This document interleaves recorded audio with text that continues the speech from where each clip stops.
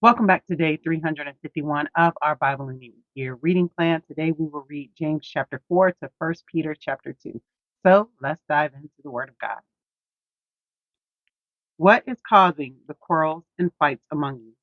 Don't they come from the evil desires at war within you? You want what you don't have, so you scheme and kill to get it. You are jealous of what others have, but you can't get it, so you fight and wage war to take it away from them. Yet you don't have what you want because you don't ask God for it. And even when you ask, you don't get it because your motives are all wrong. You want only what will give you pleasure. You adulterer. Don't you realize that friendship with the world makes you an enemy of God? I say it again. If you want to be a friend of the world, you make yourself an enemy of God. Do you think the scriptures have no meaning? They say that God is passionate, that the spirit he has placed within us should be faithful to him, and he gives grace generously. As the scriptures say, God opposes the proud, but he gives grace to the humble. So humble yourselves before God. Resist the devil, and he will flee from you. Come close to God, and God will come close to you. Wash your hands, you sinners. Purify your hearts, for your loyalty is divided between God and the world. Let there be tears for what you have done. Let there be sorrow and deep grief. Let there be sadness instead of laughter, and gloom instead of joy. Humble yourselves before the Lord, and he will lift you up in honor. Don't speak evil against each other, dear brothers and sisters. If you criticize and judge each other, then you are criticizing and judging God's law. But your job is to obey the law, not to judge whether it applies to you. God alone, who gave the law, is the judge. He alone has the power to save or to destroy. So, what right do you have to judge your neighbor? Look here, you who say, today or tomorrow we are going to a certain town and will stay there a year. We will do business there and make a profit. How do you know what your life will be like tomorrow? Your life is like the morning fog. It's here a little while, then it's gone. What you ought to say is, if the Lord wants us to, we will live and do this or that. Otherwise, you are boasting about your own pretentious plans, and all such boasting is evil. Remember, it is sin to know what you ought to do and then not do it. Amen. That is the end of James chapter 4. And we see a lot of information being presented in James. He is reminding them to draw near to God, and as they draw near to God, that God will draw near to them. Um, and he's talking about the quarrels among them and that they're quarreling because they're jealous and envious of each other and that they don't pray and ask God for things. And then when they do pray because they ask because they want their own pleasures, God doesn't grant their request. And so that is something that is really important for us to remember. And then he warns us about judging our brothers and sisters in Christ because ultimately God is the judge of his own people. But all right, let's go on to chapter 5. Look here, you rich people. Weep and groan with anguish because of all the terrible troubles ahead of you. Your wealth is rotting away, and your fine clothes are moth eaten rags. Your gold and silver are corroded. The very wealth you were counting on will eat away your flesh like fire. This corroded treasure you have hoarded will testify against you on the day of judgment. For listen, hear the cries of the field workers whom you have cheated for their pay. The cries of those who harvest your fields have reached the ears of the Lord of heaven's army. You have spent your years on earth in luxury, satisfying your every desire. You have fattened yourself for the day of slaughter. You have condemned and killed innocent people who do not resist you. Dear brothers and sisters, be patient as you wait for the Lord's return. Consider the farmers who patiently wait for the rains in the fall and in the spring. They eagerly look for the valuable harvest to ripen. You too must be patient. Take courage, for the coming of the Lord is near. Don't grumble about each other, brothers and sisters, or you will be judged. For look, the judge is standing at the door.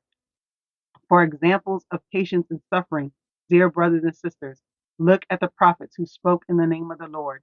We give great honor to those who endure under suffering. For instance, you know about Job, a man of great endurance. You can see how the Lord was kind to him at the end, for the Lord is full of tenderness and mercy. But most of all, my brothers and sisters, never take an oath by heaven or earth or anything else. Just say a simple yes or no so that you will not sin and be condemned. Are any of you suffering hardship? You should pray. Are any of you happy? You should sing praises.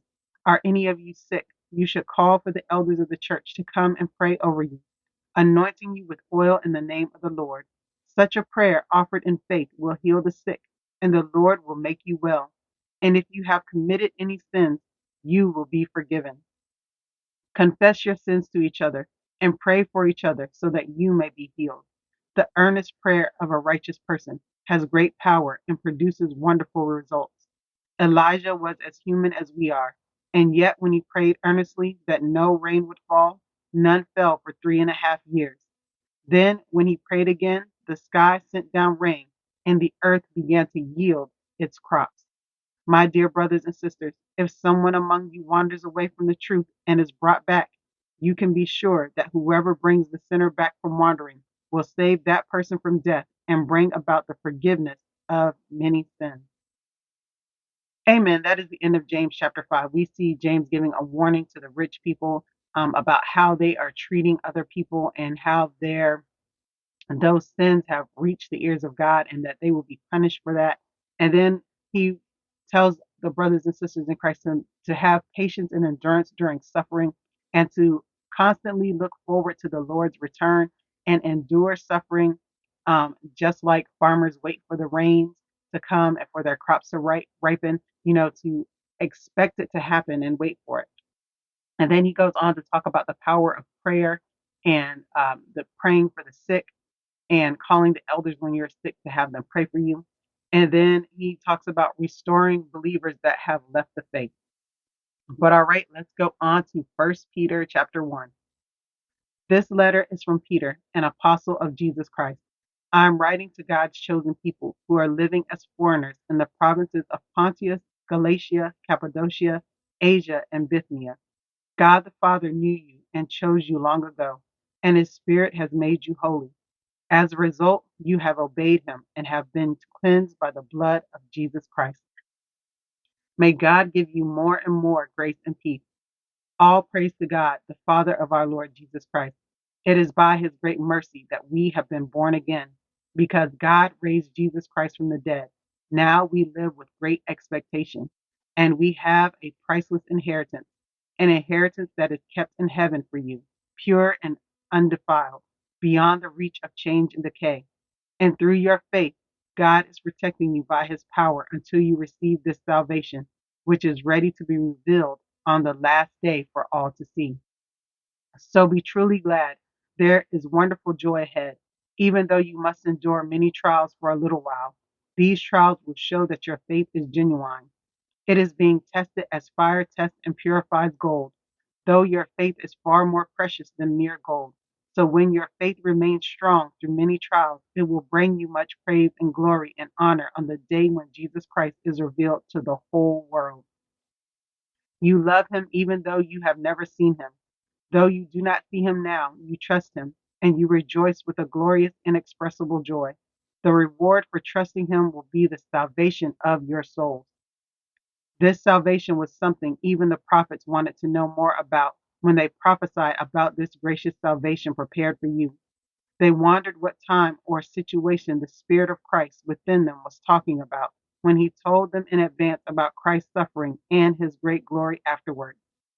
They were told that their messages were not for themselves, but for you. And now this good news has been announced to you by those who preached it in the power of the Holy Spirit sent from heaven.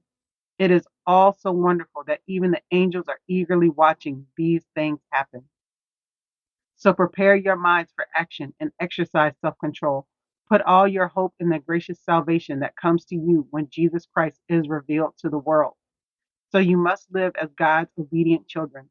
Don't slip back into your old ways of living to satisfy your own desires.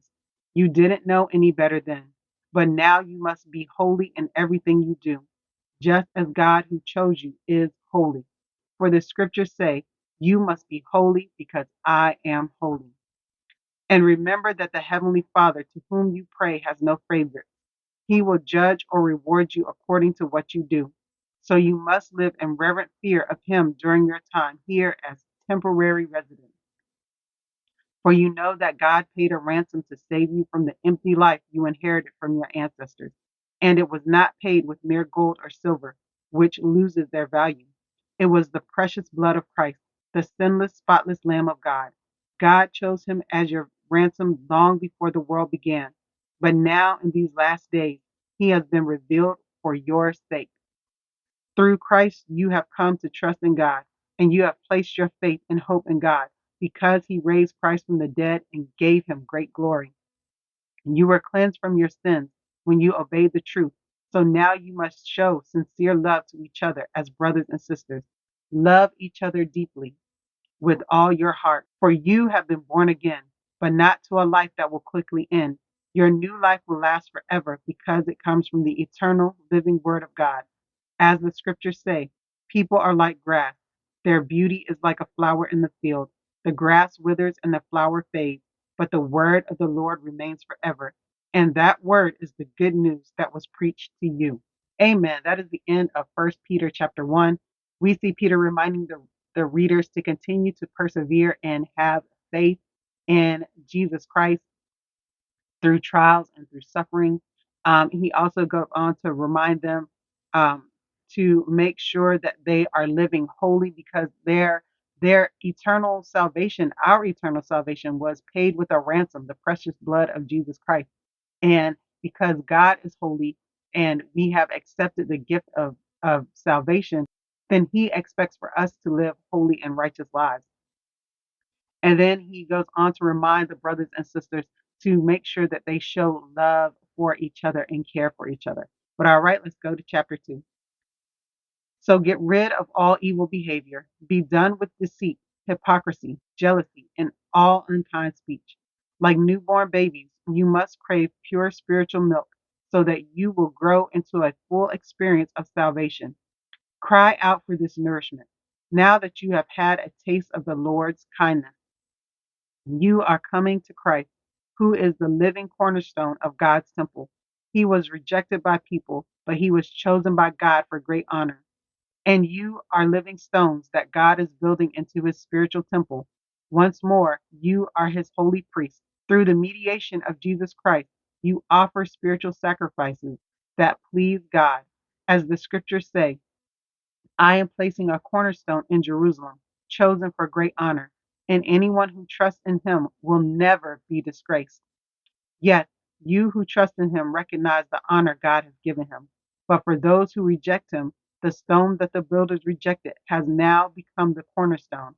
And he is the stone that makes people stumble, the rock that makes them fall. They stumble because they do not obey God's word, and so they meet the fate that was planned for them. But you are not like that, for you are a chosen people. You are a royal priest, a holy nation, God's very own possession. As a result, you can show others the goodness of God, for he called you out of the darkness into his wonderful light. Once you had no identity as a people, now you are God's people. Once you received no mercy, and you have received God's mercy.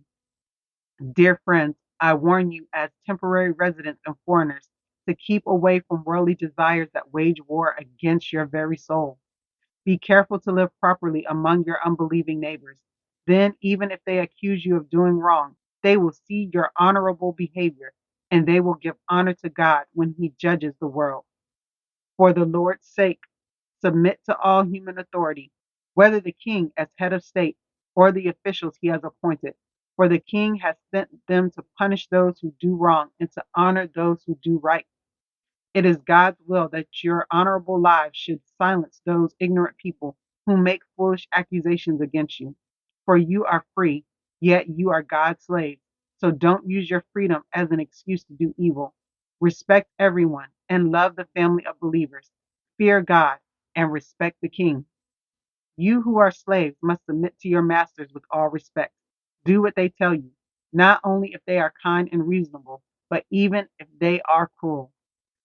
For God is pleased when, conscious of his will, you patiently endure unjust treatment.